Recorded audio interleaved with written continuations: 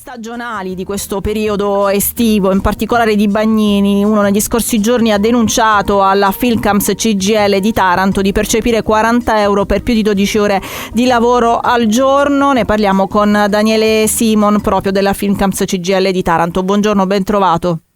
Buongiorno a tutti, buongiorno. Com'è andata questa storia ed è un caso isolato?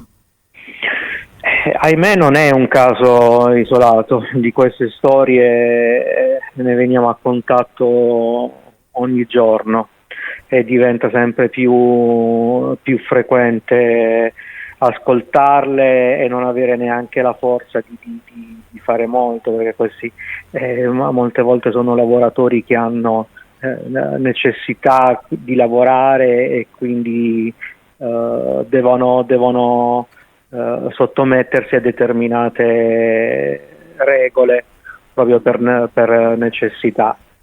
È vero anche che c'è una parte però importante di aziende che seguono le regole, quindi la nostra denuncia è a tutela di tutti. Certo, anche di chi lavora rispettando le regole, assolutamente Sì. Ma dal vostro osservatorio ritenete che ci siano zone dove questo fenomeno è più esteso e zone meno? Non so, penso agli stabilimenti di Taranto piuttosto che a quelli della provincia, o scendendo giù verso il Salento, insomma, oppure non c'è questo tipo di ragionamento?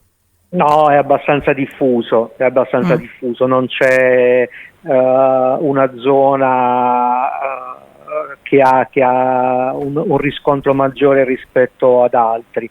Qui parliamo di imprenditori che seguono le regole e di imprenditori che non le seguono.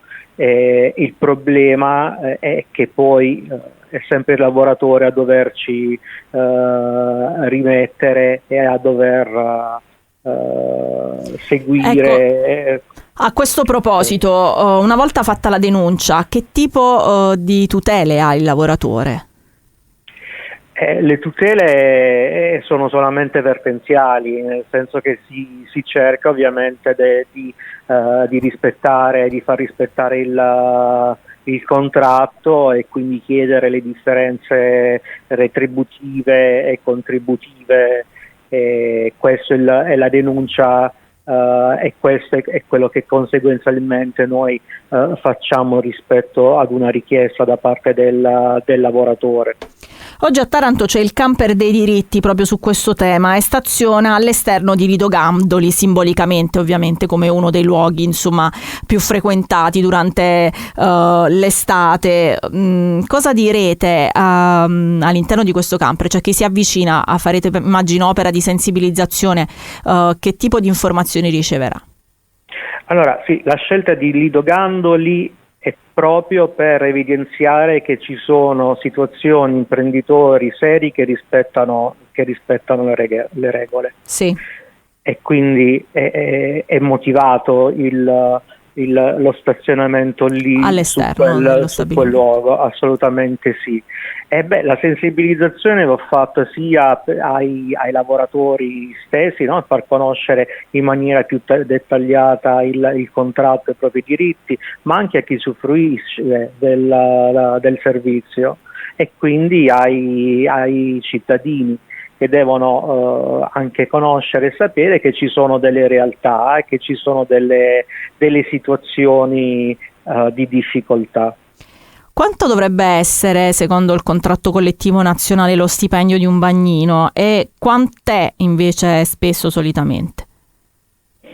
Arriviamo a cifre intorno ai 1.200-1.300 euro lorde per un full time, quindi comunque parliamo di una retribuzione non molto alta, tenendo conto che il full time nel contratto è nella parte dei bagnini e anche oltre le 40 ore settimanali, perché si cercano di garantire il servizio per più giorni a settimana. Questo è quello che prevede il contratto collettivo nazionale.